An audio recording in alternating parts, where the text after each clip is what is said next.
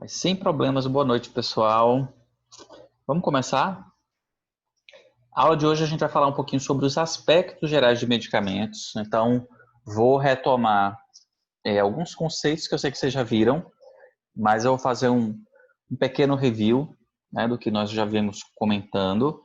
E aí eu vou aprofundar um pouquinho mais em conceitos farmacológicos, tá? A gente hoje vai fazer uma atividade. E aí, a atividade que eu vou fazer com vocês também é na forma de quiz. Espero que todos estejam aí afiados na ponta da língua, porque como esse é o último assunto da primeira unidade, eu quero que o conceito esteja bem encaixadinho na mente da gente, beleza? Bem, o conceito de remédio e medicamento. Quem pode me dizer o conceito de remédio e de medicamento? Não vou tirar até do slide, mas eu quero ouvir com a palavra de vocês. Qual a diferença de remédio para medicamento? Quem pode me explicar? É a mesma coisa? Não é a mesma coisa?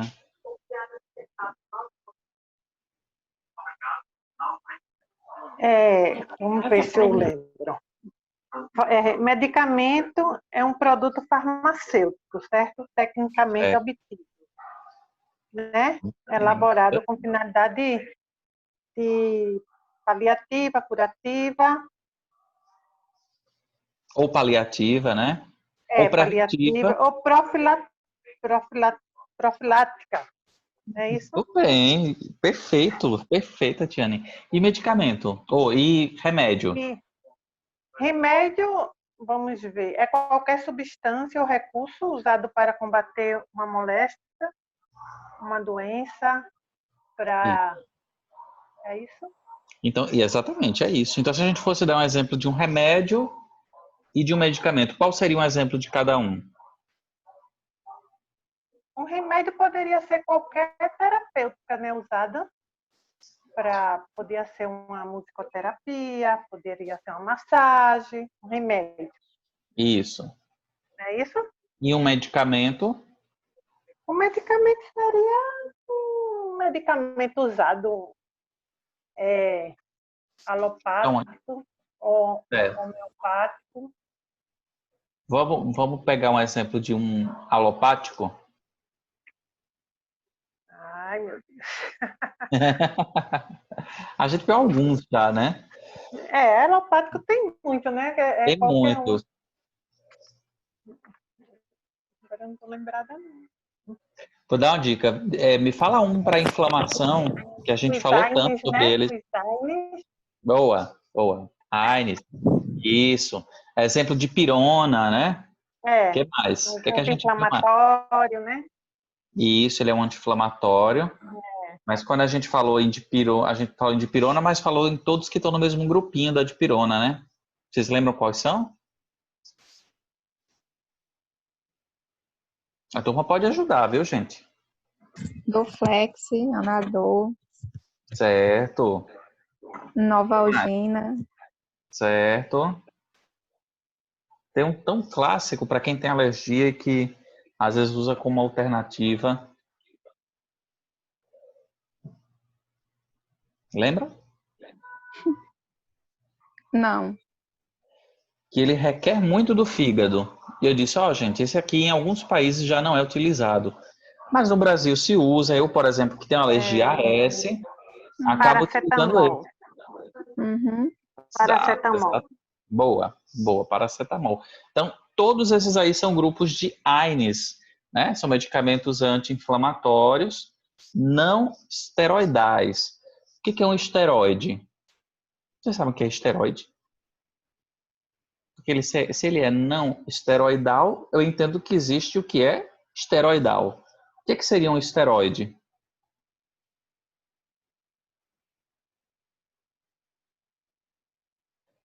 Já ouviram falar, né? Sim, já. O que seria esteroide?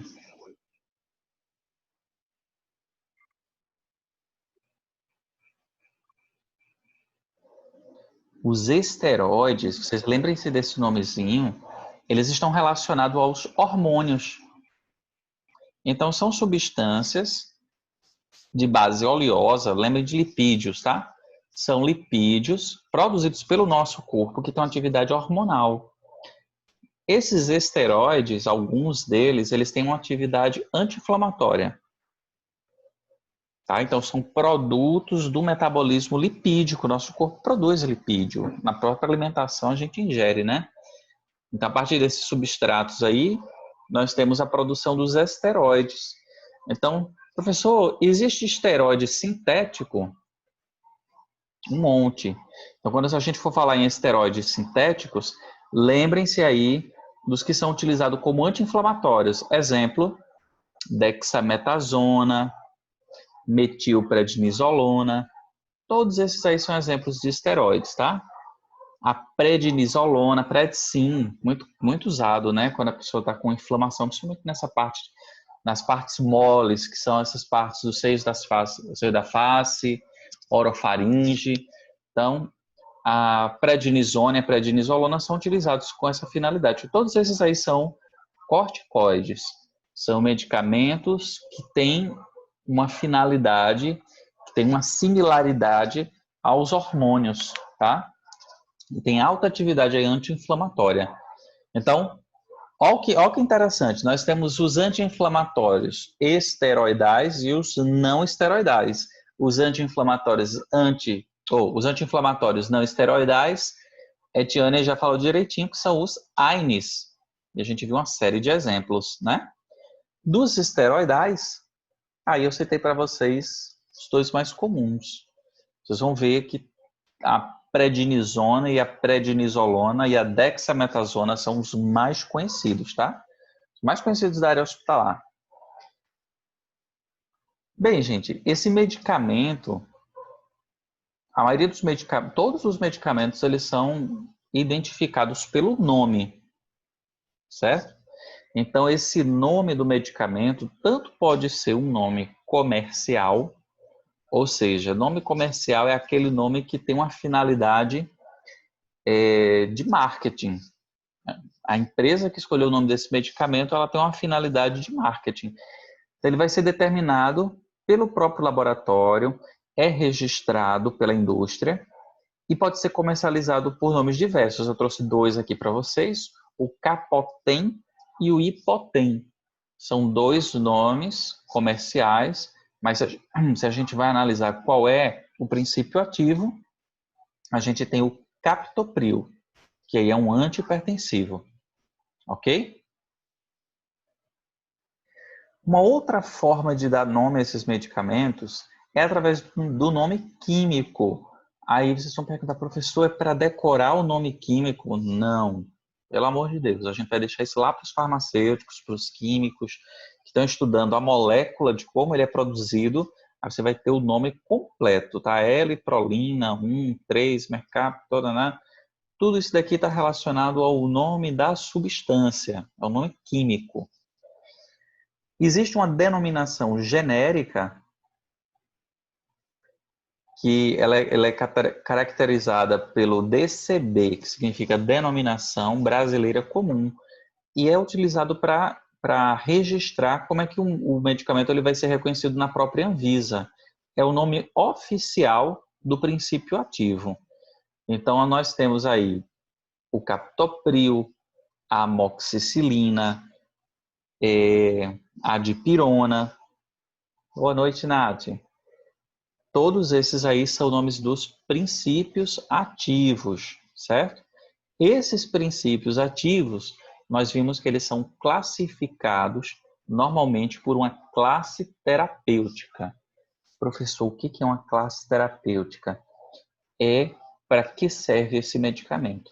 Então, nós vamos juntar os anti-inflamatórios em um grupo maior.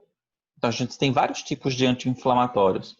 Nós temos anti-inflamatórios para utilizar na via tópica, nós temos anti-inflamatórios à base de corticoide, nós temos anti-inflamatórios do grupo dos AINES, percebe? Tudo isso daí faz parte de um grupo. que a gente chama esse grupo aí de classe farmacológica, ou seja, são todos os medicamentos utilizados para aquela finalidade, todos que têm atividade anti-inflamatória. Também tem analgésico? Tem analgésico, os antihipertensivos, os descongestionantes, certo? Cada um aí com a finalidade. Tranquilo?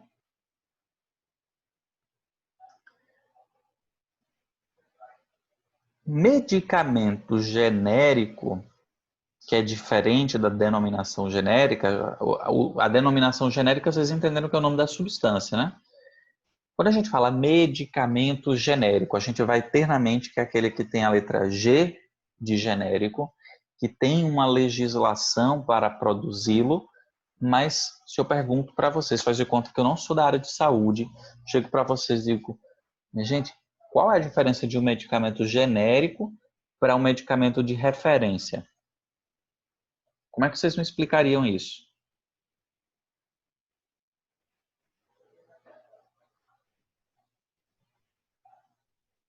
Oi? Pergunta de novo, professor. Qual é a diferença de um medicamento genérico para um medicamento de referência? Como é que vocês podem me explicar?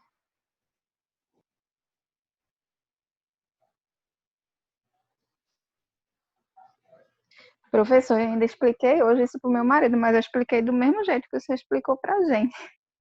Pode explicar. Pronto, a mesma coisa eu. O que passou o negócio dos 20 anos, eu expliquei tudo. É isso aí. Eu já tinha dito na outra aula, né? Uhum. Mas de uma forma simples, seria o quê? Não, eu expliquei de uma forma simples. Sei lá, é a mesma composição, é a mesma finalidade, com um custo mais acessível, essas coisas. Certo.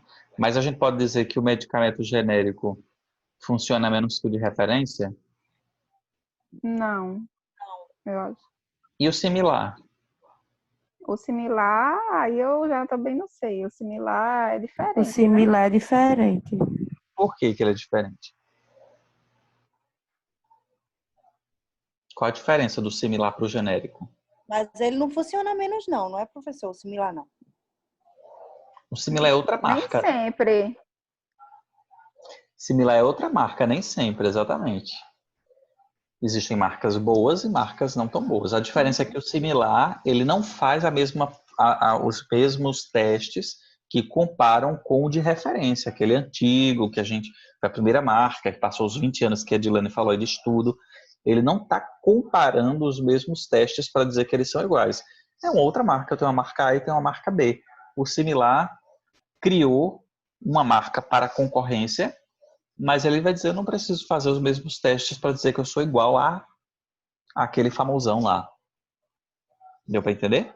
Não necessariamente a gente vai dizer que ele é melhor ou que ele é pior, mas o que a gente pode dizer que o medicamento de referência é aquele que está há mais tempo no mercado, vocês concordam?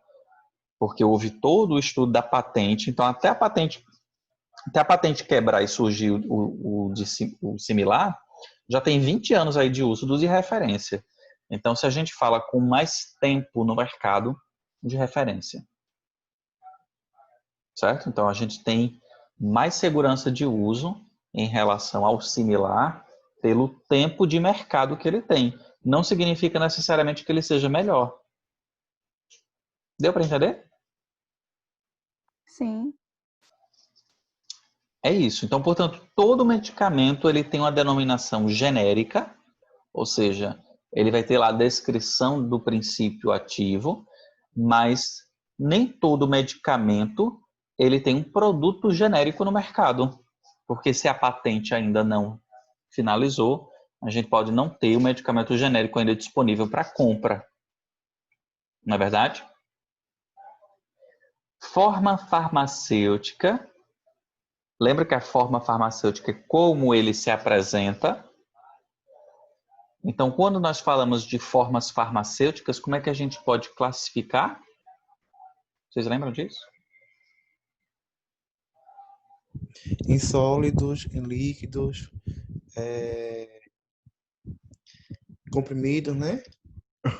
Elementos sólidos, Aerosóis, líquidos, aerosóis. Parecido com sólidos. Sólido. Semissólido. Quase. Se a gente for falar de uma forma bem geral, sólidos, líquidos, semissólidos e aerosóis. Perfeito, gente. Perfeito. Então, a forma é como o medicamento ele está apresentado. Professor, Oi.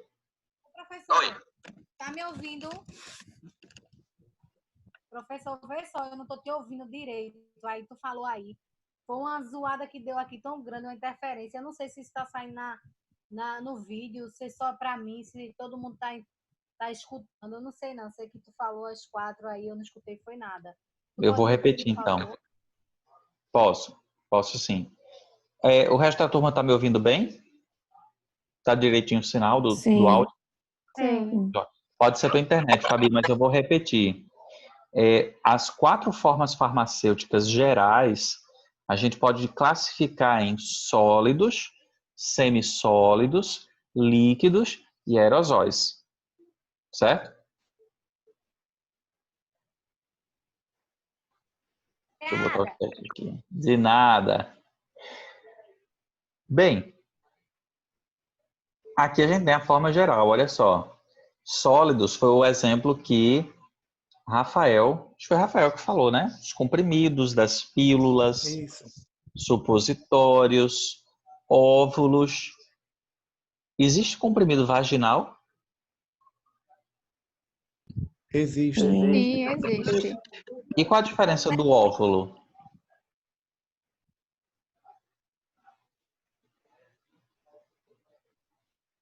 Qual a diferença de quê, professor? Do óvulo para o comprimido vaginal? Eu acho que é a forma. Está relacionado à forma, mas se a gente for pegar os dois, tem uma diferença, não tem? Os dois são para a mesma via, né? A Aham. aplicação vai ser vaginal, concorda? Aham. Mas os óvulos, eles são feitos de O medicamento cápsulas aos poucos, né? moles, os óvulos. É uma cápsula gelatinosa mais mole. O comprimido ele é mais duro. Tem relação ao tamanho também, Fabi. Verdade. Agora, quando eu falo a diferença entre pomadas e cremes, você sabe me dizer a diferença?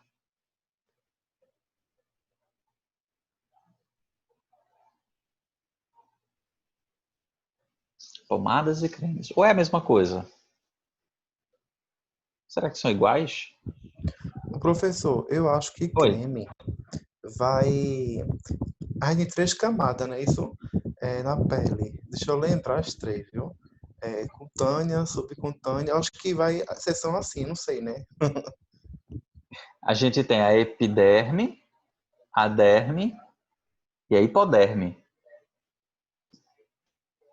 Então, para os dois, a gente tem, dependendo do tipo de pomada ou de creme, tanto uns que vão agir mais na superfície, quanto uns que têm uma absorção maior. Isso, João. O João está dizendo que a pomada tem mais aderência à pele e o creme tem mais absorção. Perfeito, João. É isso aí. O que a gente quer dizer quando a gente fala entre aderência e absorção? São palavrinhas que são parecidas, mas tem finalidades diferentes. O que Rafael e o que o João falou se complementam, tá? A resposta está completinha, pegando a resposta dos dois. Quando a gente fala em tanto creme quanto pomada, nós temos o conceito de emulsão.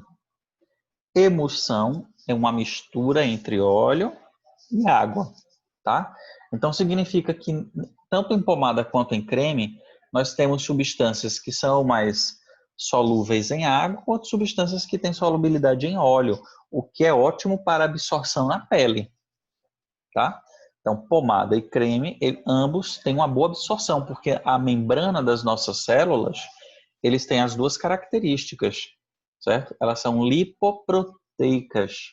Então, significa que eu tenho substâncias que são mais polares e substâncias menos polares. Os cremes e as pomadas, se a gente for direcionar a diferença principal entre as duas, a gente tem com relação à espalhabilidade. Enquanto que a pomada, que João colocou realmente, tem mais aderência, o creme ele espalha melhor. Então, isso vai muito do intuito. Então, veja, se a gente tem uma finalidade de massagear ou de proteger uma área, vamos supor que a gente está aplicando Dersane, tá? Ou então algum creme de barreira. Eu preciso que ele seja um creme, porque eu preciso que a área aplicada seja o máximo de cobertura, certo? Mas esse creme, por ele ter parte de água e parte de óleo, significa que ele vai conseguir ter uma boa permeabilidade entre as membranas da célula. E aí, como o Rafael colocou, ele consegue chegar a camadas mais internas. Aí vai depender do tipo de creme, mas eu vou deixar isso para os farmacêuticos, tá? Mas, de forma geral, os cremes, eles são mais fáceis de ser retirados. Vamos pensar entre uma pomada e um creme. Vou dar o exemplo aí do Hipoglós, pomada para assadura. E um creme de barreira, que é aquele creme que forma uma película protetora na pele. Qual dos dois vocês acham que que é mais fácil de retirar depois de um banho no leito? O creme. O creme. Certeza, o creme é muito mais simples, né? E existem bases, ou seja, recipientes, agora vocês sabem o que são recipientes, tem recipientes que compõem os cremes, que está lá a especificação que ele consegue ser lavável, tá? A gente consegue retirar lavando. Enquanto que pomada, ela tem maior aderência porque eu tenho uma necessidade de um efeito mais local. E normalmente esse local que eu quero que ela haja, eu não quero que ela se espalhe tanto como creme. Então vamos pensar numa pomada para assadura. A pomada para assadura, eu tenho um intuito que ela tenha aquela ação naquele lugar. Uma pomada para contusão. Então levei uma pancada, tem um roxinho aqui na minha pele, que eu quero que a substância ela fique em contato só nessa área que está roxa. Eu vou utilizar um creme ou vou utilizar uma pomada? O que Uma vocês acham? pomada. Pomada. Pomada. O creme eu posso bater e rapidinho, até com o próprio suor, ele sair da pele, né? A pomada não, ela vai manter aquela área coberta por mais tempo. Então, essas formas semissólidas, elas têm uma finalidade terapêutica, vai depender do tipo de cuidado que eu estou prestando. Então, normalmente na área hospitalar, essas formas farmacêuticas, elas são pedidas e são controladas pelo profissional de enfermagem. Porque vamos supor, eu tenho um paciente que pesa 60 quilos e tem 1,60 m. Mas eu tenho um outro paciente, para ele eu pedi, era para aplicar na região das dobras, tá? Ou na região de contato. Região sacral, a região das costas, que era um creme de barreira. Aí eu pergunto a vocês, eu tenho um paciente de 1,60 com 60 quilos, mas eu tenho um paciente de 1,60 com 120 quilos. Vai ser a mesma quantidade de pomada que eu vou utilizar para um paciente e para o outro? A área a Eu ser acho que coberta não. é a Acho que mesma? não. Definitivamente não. Não. A pessoa que tem uma maior área, a gente chama isso de superfície corporal, tá? Uma pessoa que tem maior área, ou seja, mais gordinha mesmo, ela tem mais pele para ser coberta. Então, o profissional de enfermagem, ele precisa controlar a quantidade de pomada ou de creme que vai ser aplicado para essa área. E tem que ter uma justificativa, tá? Então, vamos supor que a minha cota de pedido por paciente para esta doença são 2 pomadas. Então, quem definiu isso? O setor financeiro lá do hospital, junto com a farmácia, junto com os médicos, viram que 2 pomadas é o suficiente para esse problema. Só que chegou um paciente queimado. Para pacientes queimados, de repente, a área de cobertura da queimadura é muito maior do que se fosse uma pele íntegra. E dessa forma eu vou precisar fazer um pedido maior. Posso? Pode, desde que você tenha justificativa lá na tua evolução de qual é a finalidade de uso. Tá? Cada caso, é como a gente diz, para a área de saúde, nem sempre 2 mais 2 são 4. Mas para tudo eu tenho que ter uma justificativa clínica, ok? E aí, para finalizar as formas líquidas, nós temos soluções, xaropes e suspensões. Qual é a diferença desses três aí que são os mais comuns aí para via oral? Se vocês pegam uma prescrição que tem lá xarope, solução ou suspensão, o que é que vocês esperam desse medicamento? O que seria um xarope? Quem pode dizer? O xarope ele é mais viscoso, vem do açúcar, esse tipo de Isso, coisa assim. perfeito, Tassi. Ô, Ela é a professor, forma... Oi? eu vou chutar, viu? A suspensão, né? É aquele medicamento que mistura tudo com outro, tem que agitar e tomar. Não, eita, acertei. E Parabéns. solução, eu não tô lembrado que é solução. Então vamos pensar o seguinte. Tassi já colocou que o xarope é o mais viscoso, concordo, viu, Tassi? Por isso que talvez ele não seja uma opção viável para um paciente que está de sonda, ok? Porque eu dei o exemplo do canudinho, lembra o exemplo do canudo? Imagina você tomar de canudinho um milkshake super viscoso. Se o canudinho for muito fino, vai ficar todo aderido na parede e não vai ter passagem, tá? Diferente de uma solução, e aí a solução, imaginem que nós temos numa solução substâncias que estão diluídas, mas que formam uma única fase. Vou dar um exemplo aqui, essa água dentro da minha garrafinha seria vamos supor, tá? Fosse uma solução. Por quê? Ela tem menor viscosidade e todos os componentes eles estão numa única fase. Visivelmente ela é homogênea. Ela não tem pedacinho flutuando dentro dela. Ela está única, íntegra, homogênea. Perfeito? Já uma suspensão, aí eu vou dar o um exemplo para vocês. Nas suspensões, nós temos o exemplo que a Rafael acertou aí na mosca, que são aqueles pós, vou dar o exemplo de um pó para reconstituir. A boa, amoxicilina, mais clavulato. O clássico, né? Ele às vezes vem o pozinho para preparação e você precisa administrar o diluente e o reconstituinte. Normalmente ele vem um líquido para reconstituir, mas eu vou explicar mais para frente para vocês a diferença de reconstituir e de diluir.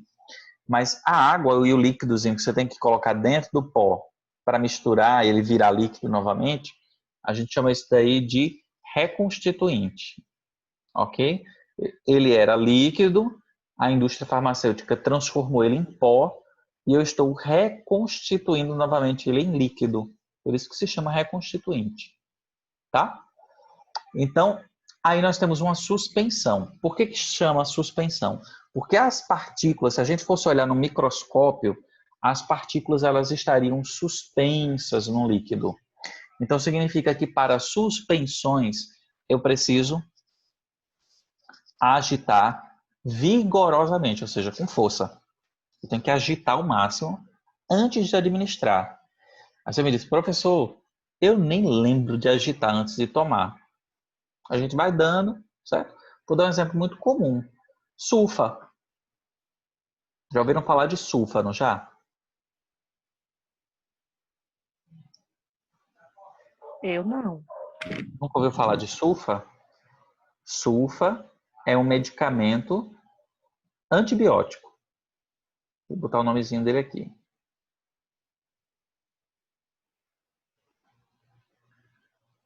Sulfa. Esse aqui é um apelido, é um nome carinhoso, tá?